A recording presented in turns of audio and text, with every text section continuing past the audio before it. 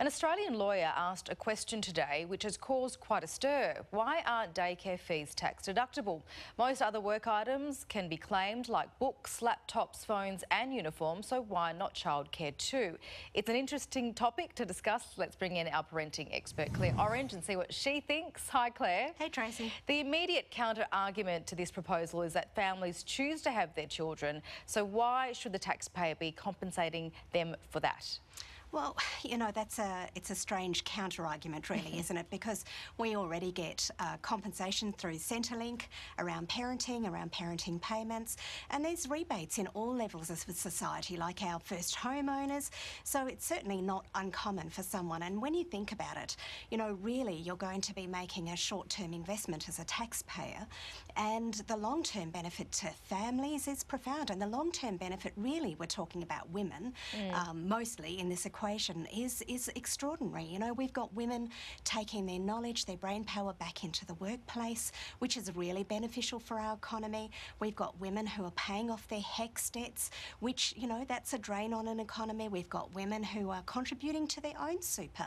And it's a phenomena, really, in Australia and across the globe, how many women are retiring into poverty, women who haven't been in the workplace for so many years around mothering their children. So there's a lot of benefits, long-term benefits, that are offset by the immediate cost. You're speaking about benefits to a working mother, but what about the benefits to the family of a working mother? Yeah, well, I mean, I think the financial ones really are the most obvious, aren't they? That families have more of a disposable income than they would do without having that. And for families who choose to have one parent stay home and be that parent, that's fabulous. But having that additional income might mean being able to do different leisure activities, being able to choose around the education of your child, and that choice might not be there without that income.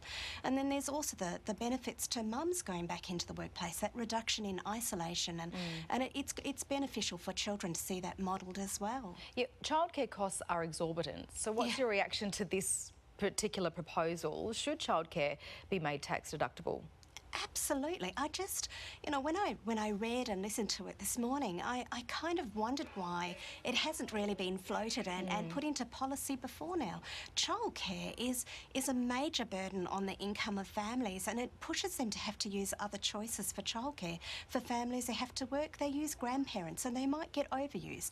This is a ridiculously, wonderfully sensible solution to all of those issues for working parents who want quality care for their children and want to be able to put their children where they know they're safe, they're looked after, and it's not going to, you know, take up the whole income to be able to afford to do that. Yeah, we'll see if it ever comes to fruition. All right, Claire Orange, thank you very much for your time this afternoon. Thanks, Tracy.